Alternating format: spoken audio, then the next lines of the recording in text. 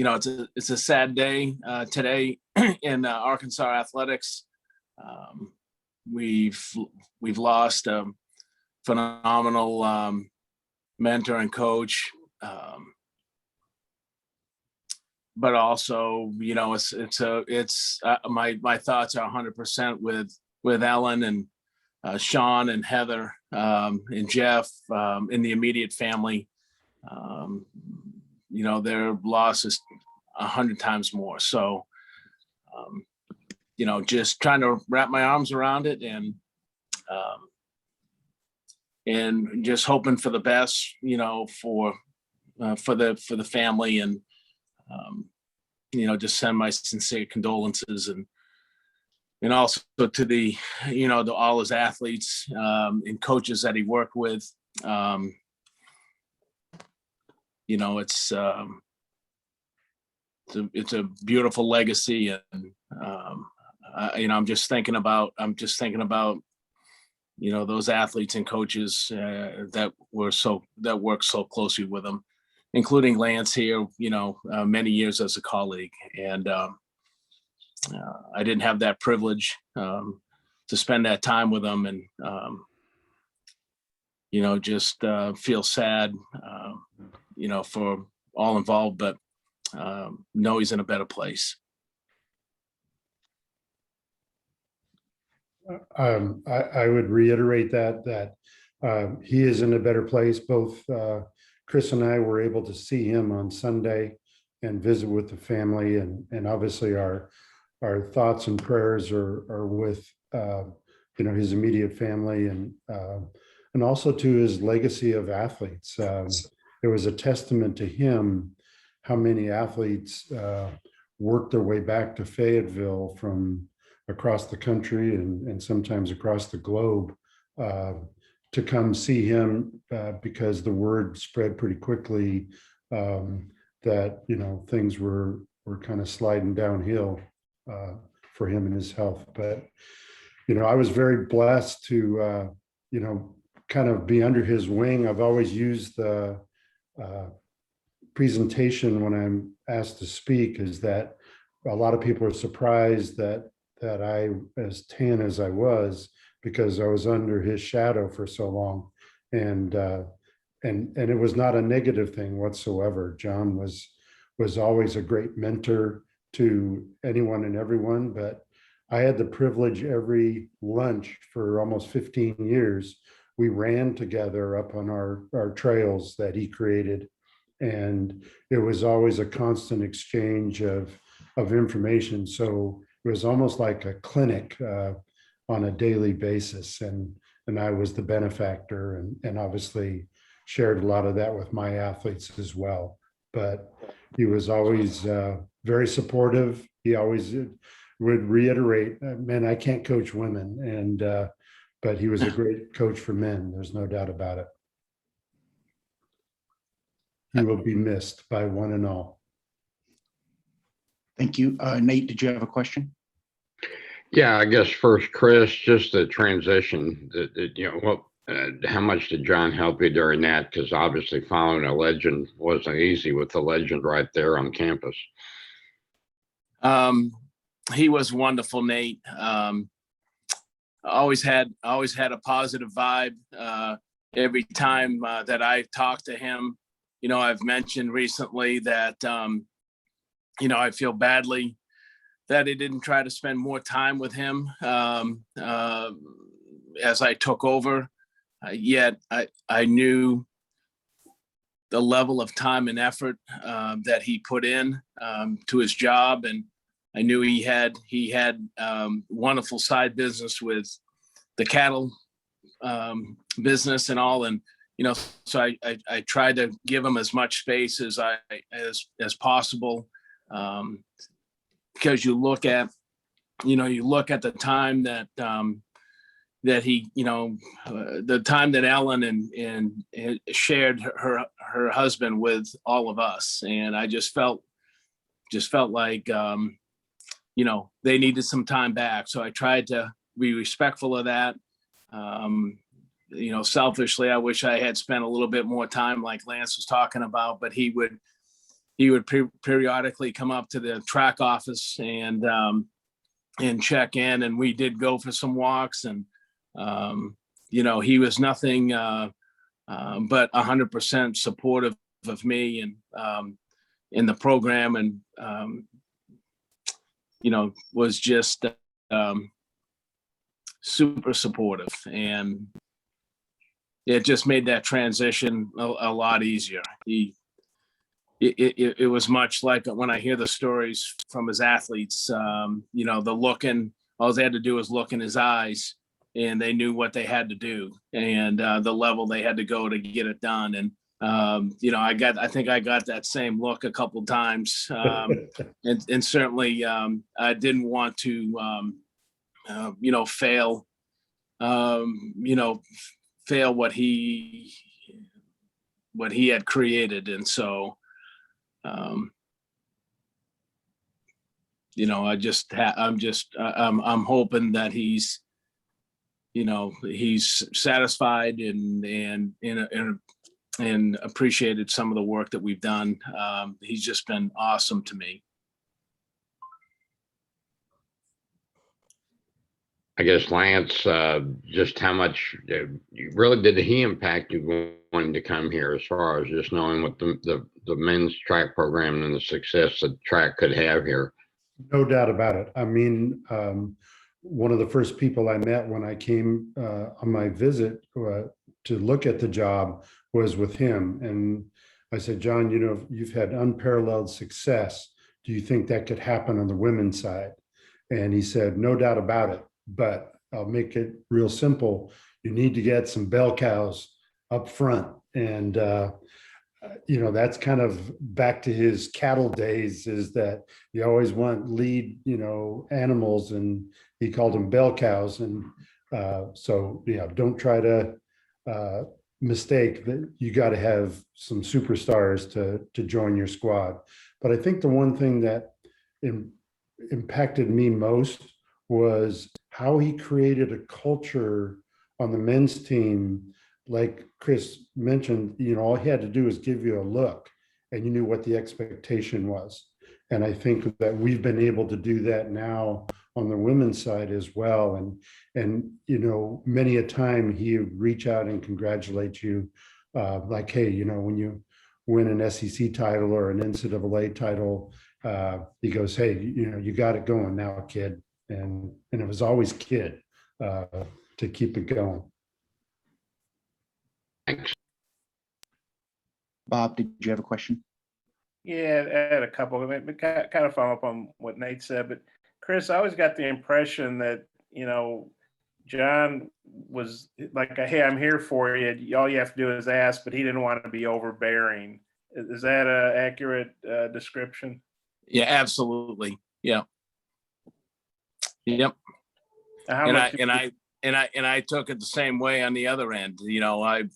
I didn't want to be an overbearing coach. I felt like he needed time away, and so I tried to respect that. And then when we talked to you guys the other day, you mentioned about wanting to win the McDonnell Award. Now, that means a lot to any program, but especially to Arkansas.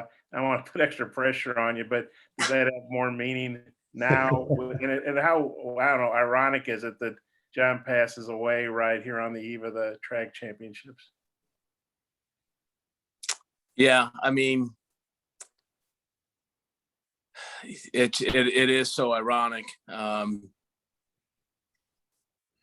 This is where he did his best work, and so I know that Lance and I wish we were back in Fayetteville. We're going to be gone this week, but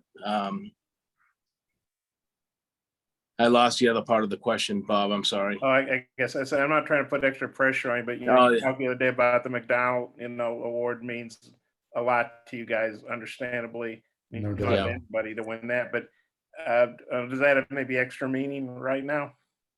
Well, of course, it brings it more to the forefront. It always means a lot to us. Those there's a reason why that award was created nationally, and if we can win it here on the men's side this weekend, I'd be thrilled. But on the other hand, we'll just do our best, the best we possibly can. And then Lance, I know you're already pretty accomplished coach by the time you got here, but were there things you picked up from John or learned from him that you've applied? Oh, no doubt about it. I think the idea of escalating recruiting, the quality of athlete, if you're going to try to, make an assault on consistently at the national level, the idea that, your job is to develop these kids and take them to new heights. And I think that he was always willing to share ideas. And then there was times when he would, we were at a conference meet, I believe, in track, and things weren't going as well as we had hoped. And we had a couple of girls crying hysterically. And he walked over to me and said, "Man, they don't pay you enough to deal with that." So, he always had a perspective, and he'd always, make you feel good at the end of the day, where you could walk away and go, obviously I'm doing something right, because the man that's an icon in our sport, not only domestically, but internationally, is on our side. And that really meant a lot. When you say you guys visited John, this was this past Sunday. Was it at his house or in the hospital? Or? At the hospice, yes. Okay. I know John, like I say, his health had been deteriorating, but what did that visit mean? Maybe if you could both just talk about getting able to see John one last time, maybe what that meant to y'all. Go ahead, Lance. I think, when you go to a setting like that, the same setting as where my dad had passed, you're there more for the family.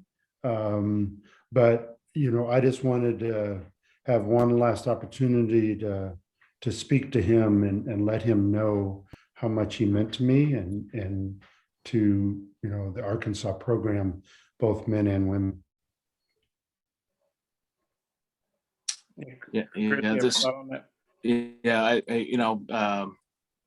I was able to go over there a few times.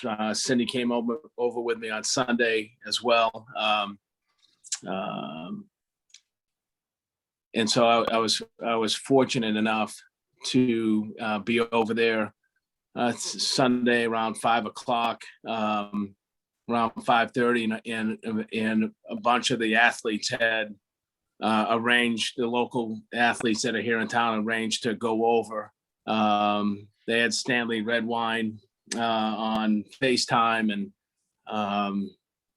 and to sit around, to stand around, John's bed with his family there, and having these athletes tell stories about Coach and how much he meant to them, and after running. And it wasn't just about the championships. In fact, he had a blanket on that had a mirage of a collage of all the different things that he had won in his life. It was a blanket. He was wearing that, and some of the guys made a special point saying it wasn't just about that. It's about the lessons that he taught me, that he taught us, that have carried on, beyond track and field. And I think that's the thing that really stands out to me, is the success and the grit and the type of people that came out of that men's program that shines bright today because of Coach. And the special things that he done, as good as these guys were. I know John emphasized to him, don't let this be the biggest thing in your life. Don't let the NCAA championship be the biggest thing that ever happens to you, because it's just a platform for bigger and better things beyond track and field. And boy, does it shine when you listen in Ring True, when you listen to these athletes pay tribute, like I did on Sunday to Coach. So many successful, wonderful athletes that they're hey, let's be like John. Let's do what John, as we move forward. Let's do what John did, and that did for us, and that is sacrifice and mentor and coach and teach and carry that legacy on, and that really hit home to me. Hey, thanks for both your all's thoughts. Thank you, Bob. Jason, do you have a question? Yeah, maybe Lance, picking off of what Chris, because I was going to go in that direction. I mean, legends are more than just wins and losses. And I think everybody would think that John's the greatest of all time when it comes to track and field and many other things. I mean, you saw it firsthand year after year, more than just the 40 national championships. What was John overall as a human being, as a coach, a mentor to you? He was just such a great teacher and mentor. You know, like Chris was alluding to, is the idea that it was more than just the successes and the trophies and all the honors. It was to make sure that you were a success in life and that you moved on. And it really broke his heart when, you know, somebody went astray for one reason or another, because that's not what he stood for. And he wanted to make sure that, you know, you were a great contribution to society after you left your running career. He was just one of those individuals that had the vision way beyond just being titled coach. I know there was a story about somebody mentioned John Wooden as being the greatest coach to him. And he said, no, there's a track coach out there that's won much more than I ever had. And I think, you know, when you have icons like that, respect each other. He was in that conversation. Jason, I just look at,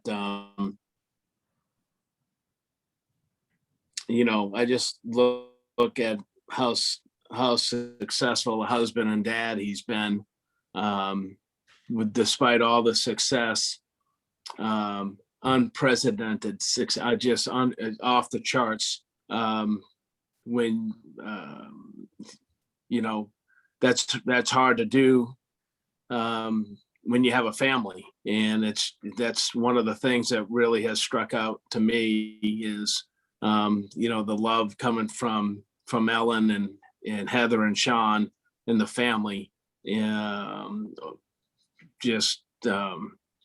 know, they obviously shared, as I mentioned earlier, they shared them with us an awful lot, but just a wonderful family, and I just admire him for that he's able to have all this success and have this beautiful, loving family. You know, one of the things that a lot of people didn't realize, you know, he started as a shop teacher and then wanted to coach in the worst way, and then obviously worked his way into the University of Arkansas and then became the head coach and so on. But when we did those runs together and walks together, a lot of the conversation was about his cattle ranching. He and Ellen, I mean, he was a great track coach, no doubt about it. He was a heck of a farmer and rancher. Just did an absolutely fantastic job, and always was a great resource when it came to that as well. And always told me, you know, hey, you need to buy some property and diversify a little bit. Probably I started way too late, but you know, it was amazing whatever he touched turned to gold. And he just was hardworking and just an amazing amount of energy. But he always had his family behind him to do the things that he did. And like Chris said, you know, Ellen and Sean and Heather have been there all the way through to the end.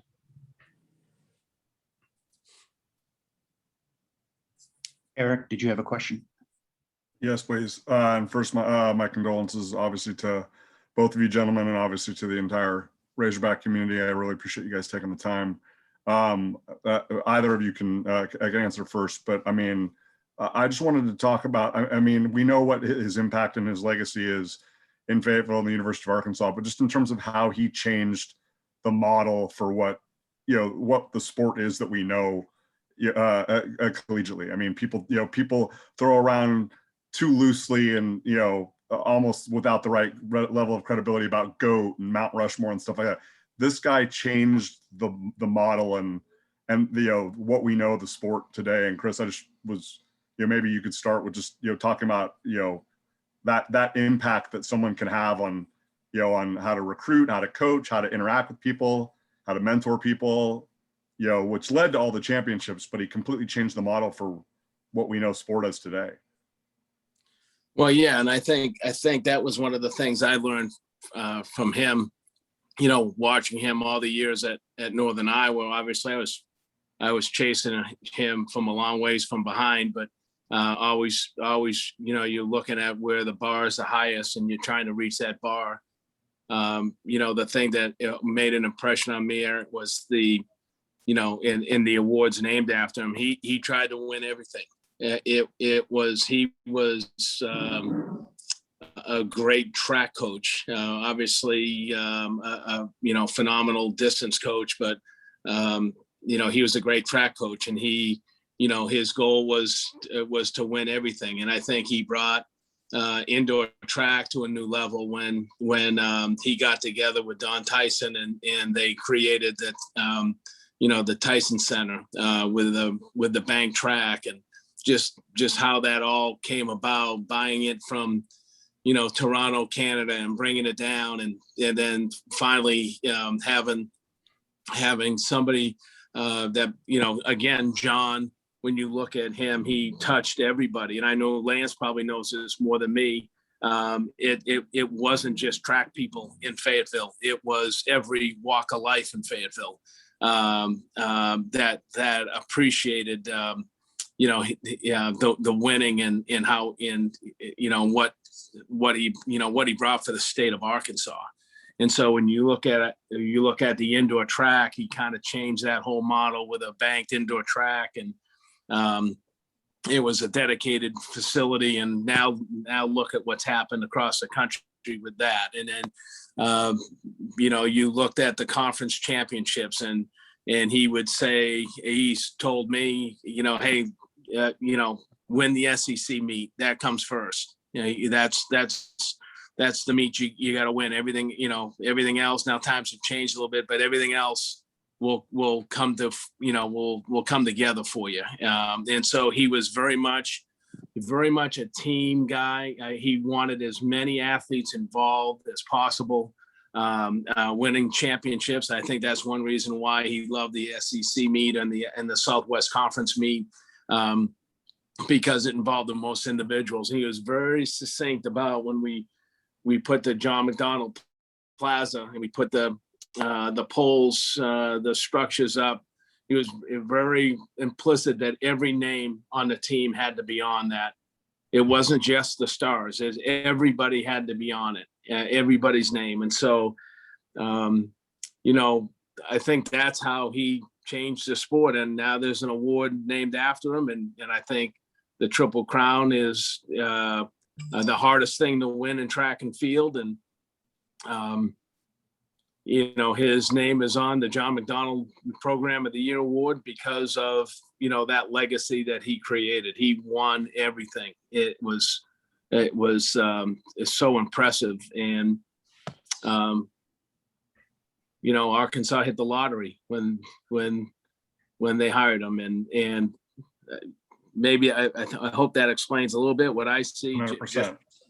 Just briefly, he loved, the team aspect of track, and it showed. I think one of his biggest accomplishments, he told me, was, and I dreamt it, I don't know, but it was the 34, 35, conference championships in a row in cross country of all the national championships, I think that was one of his biggest, he told me one of his biggest, best accomplishments, and just speaks for the type of coach he was, so that he was there for everybody at every season. He always felt like every season had a meaning. Cross country has works towards indoors, and indoors is important towards outdoors, and without all three of them, you never reach your potential. And those are the kind of few things I picked up, and I think how he changed the sport. I think one thing that he people didn't notice as much, but he was always kind of labeled as a distance coach. But one of the things as a head coach, he was incredibly adaptable. There were championships when he won with basically majority were sprinters. There was championships when he won with primarily jumpers. So whatever was the formula that was going to be most successful for Arkansas, he would adapt to, and then he would fill in whatever strengths he had with maybe a distance crew to complement it. And that's a formula that I think both Bucky and I have adapted to, is that, hey, we're not going to be just specialists in one sport or the other, that we're going to try to reach across and have great cross country and great indoor and obviously great outdoor. So that's a model that he created. And just as a quick follow, I mean, the fact, without a professional sport base, within the state, like Chris was saying, that, I mean, he made every season, destination sport, in Fayetteville, Arkansas. I mean, like that's easier said than done, but I mean, he made it must see, must watch, conference, national, for decades on end, in a place that didn't have, any professional sport, not just football or baseball or basketball, any professional sport to call home.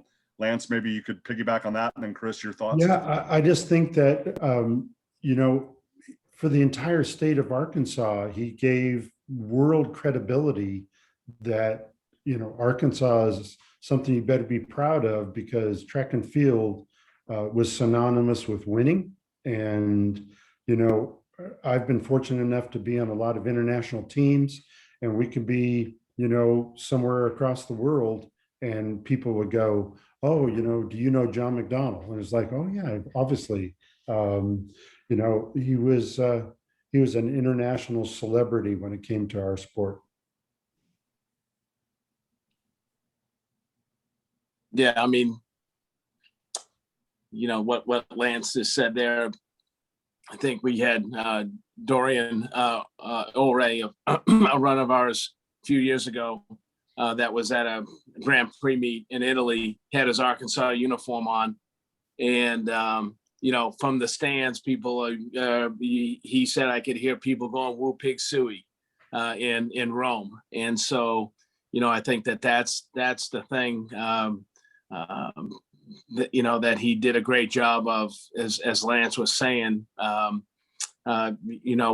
he just wanted great athletes, track athletes. And not only did they come from the States, but all over the world. And it's amazing the number of his former athletes that live in the area right now. So left a great legacy in that regard. Thank you both, guys. I appreciate it. Our pleasure. Thanks, Eric. Anybody else with a question? And unfortunately, I might add this one more thing that I'll prolong it, but just John kind of coached everything from, it was almost like the UN as far as all the foreign athletes and everything else he had. And I wondered if you all learned anything from him on how he blended all those cultures and everybody together to form as a team. I think one of the things that I picked up on, it didn't matter what country you were from, what your background was, but when you arrived in Fayetteville, you were a Razorback. And that he just instilled that culture, that to be prideful that you're wearing the Arkansas jersey, and that you're honored to be selected to be allowed to do that. Yeah, that is 100% right, Lance. That's the thing that I got from him too. And that is, when you come to Fayetteville, you're not wearing your team gear from your other country. You're wearing Razorback gear. And I think that's quickly, you were on a slow boat back to where you came from if you didn't do that. And he was adamant about it. I'm sure, that's the common denominator, is being a Razorback and being somebody from, coming over from Ireland and coming into Northwest Arkansas. Had the tremendous ability to read the room and say, you know what, this is a beautiful place. We're going to make this place go. And it's going to be all about Arkansas, in the state of Arkansas. And he just masterfully did it. And, we try, we have a team full of international kids, and it's harder these days when they're so connected back home with all their phones and everything. But that's always something that I know Lance has done a great job of. I think we have too, and that is, the blended, these kids coming in from around the world, to run for the Razorbacks. And I think you look at, Nate, you look at the number of international athletes that still live here today, and those kids, those athletes coming to practice and coming to the meets, and our new kids meeting them, whether it's Josephat Boyd or James Carano or Mike Powers or Godfrey Samui or a number of other athletes that have made their, David Swain, that made that, Frank O'Mara, that made Gary Taylor, you can go on, that made their home here, and new kids coming in saying, hey, this place must be pretty special if these guys came and stayed. And, that's a tremendous compliment to Northwest Arkansas and Fayetteville and the surrounding area, of what a wonderful place it is to live. And so I think that helped, that bonding, Nate, is seeing those post-collegiates being around and making their home here. Thanks. Appreciate it. Thank you. Any other questions? Thank you, everyone. Appreciate your time. Appreciate it. Yeah, God thanks bless a you lot, guys. guys. Yeah, thank Everybody you all. safe in Oregon.